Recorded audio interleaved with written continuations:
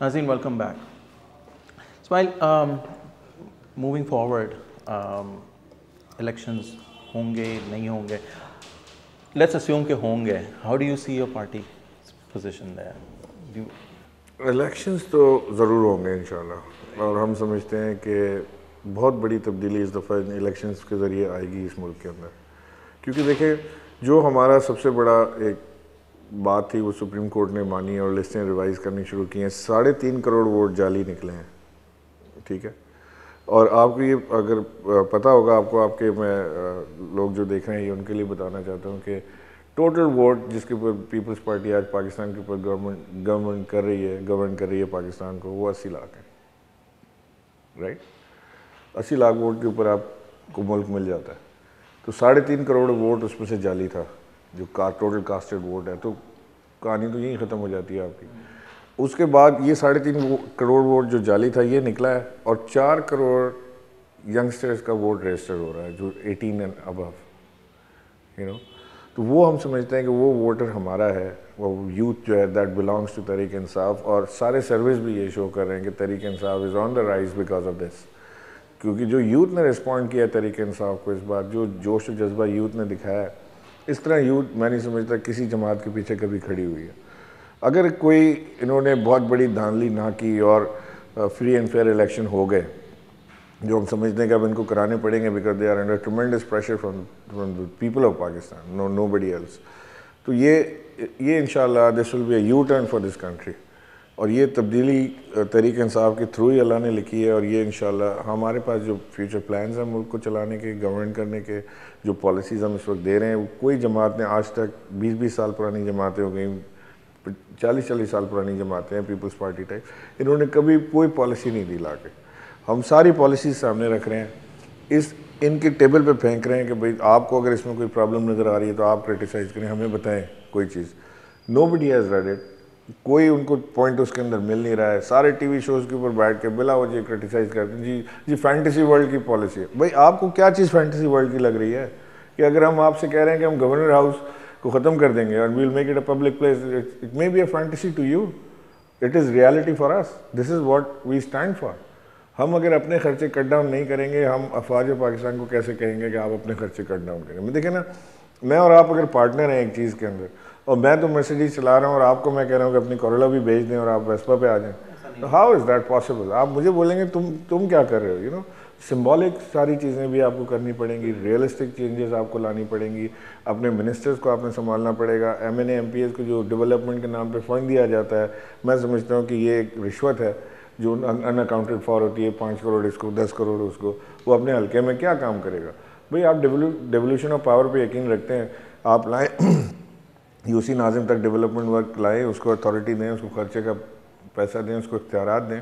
उसको अगर यूसी नाजिम के पास फ़र्ज़ करें कि एक नाजिम यूसी का जो नाजिम है उसको 10 लाख या 20 लाख रुपए, एक एग्जांपल दे रहा हूँ, वो डेवलपमेंट फंड मिलता है, और 2 ही तो मोहल्ले हैं उसके पास, यूसी में 3 मोहल्ले होंगे उसके पास। मोहल्ले वालों को पता हो कि इसके पास 30 लाख रुपए हैं, हर दूसरे दिन उससे पूछेंगे तूने कहाँ खर्च किया, किधर रोड बना रहा है, हमें बताओ। भाई तुम धूल किसकी आंखों में झोंक रहे हो कि मैंने बड़ा डेवलपमेंट कर दी?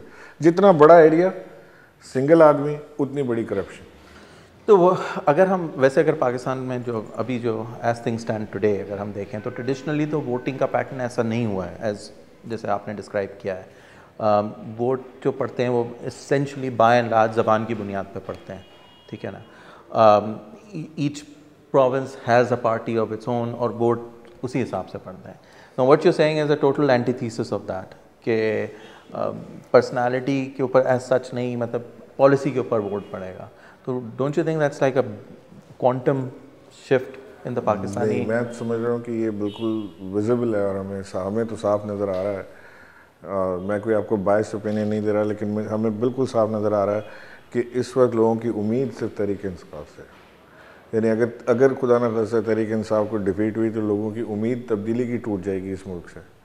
और ये अगर डिफीट होती है तो वो तो फिर people are themselves are responsible ना, दे वुड हैव वोटेड नहीं। अगर इन्होंने कोई नहीं अस्यूम करेंगे रेगिंग नहीं होती, अगर रेगिंग नहीं होती तो और लोग फिर भी नहीं सपोर्ट करते तहरीक इंसाफ को, clean and crystal clear elections हो जाते हैं और हम डिफीट मान लेते हैं कि हाँ जी हमें डिफीट हो गई, लोगों ने हमें सपोर्ट नहीं किया, तो देन फिर भी तब्दीली का, तो फिर इसका मतलब है लोगों को तब्दीली की ज़रूरत ही नहीं है, वो चाहते ही नहीं तब्दीली।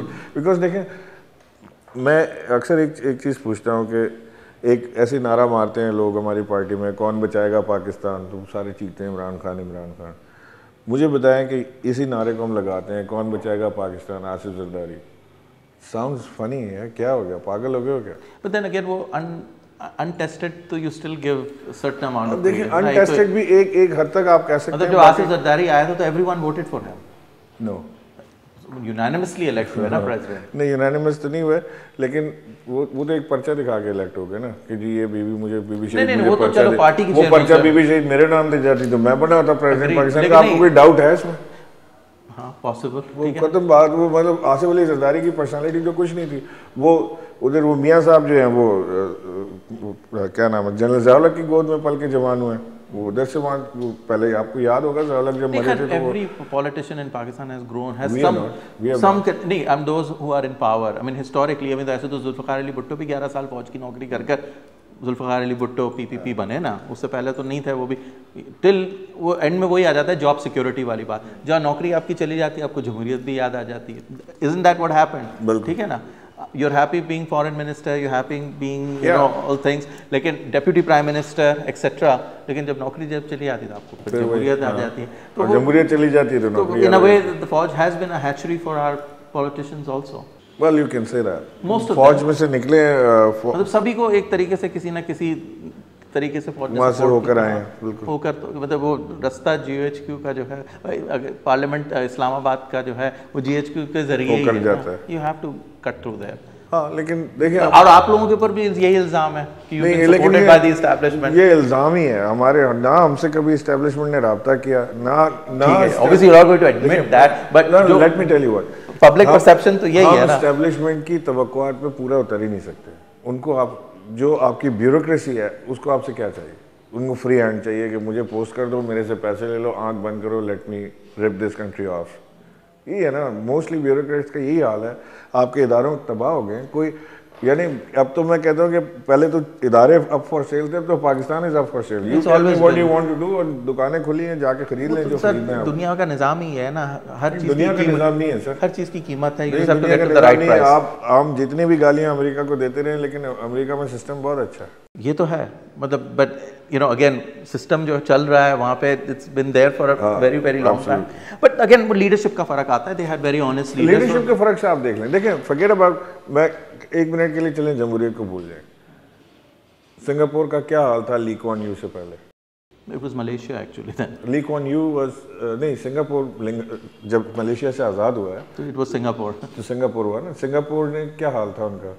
दुनिया का सबसे बदनाम तरीन मुल्क था, जिसके अंदर आप जाते हुए डरते थे, रॉबरी नो सर ऐसा नहीं था। I grew up in Singapore, let me just tell you. उसके हालात बहुत खराब थे। नहीं थे। Lee Kuan Yew turned the country around. नहीं, that was entirely Malaya. पहले उसको मलया था, वो जब इंडिपेंडेंस हुई तो it became Singapore. And Singapore from the outset, you know, from the early 70s, it had a vision. They knew exactly what to do. Lee Kuan Yew का हक क्रेडिट ये जाता है कि उसने, विंस्टन चर्चिल ने बहुत अच्छी बात की थी ली कुआन यू के लिए, Singapore is just too small a place for him. ठीक है, मतलब for the kind of person ही was. Having said that, but चले आप फिर मलेशिया पे आ गए। Malaysia Mahathir Mohamad turned it around. ठीक है, नो डाउट। आप टर्की पे आ गए। आप टर्की सब छोड़ दें यार, आप इंडोनेशिया पे आ जाएं। इंडोनेशिया, आप थाईलैंड देख लें सर। थाईलैंड तो बहुत आगे है। आप इंडोनेशिया, अभी उनको जमहूरियत वहाँ आए हुए 8 साल हुए हैं। And in 8 years, but और इंडिकेशन हो गई थी कि वो चेंज आ रहा है। ये मैं तो समझता हूँ कि ये मुल्क इतना फर्टाइल है और ये इतना रैपिड ग्रोथ इस मुल्क के अंदर आ सकती है अगर आप साफ नीयत के साथ। Imran, we're going to take a break। एक छोटे से ब्रेक के बाद नाजरीन फिर हाजिर होते हैं।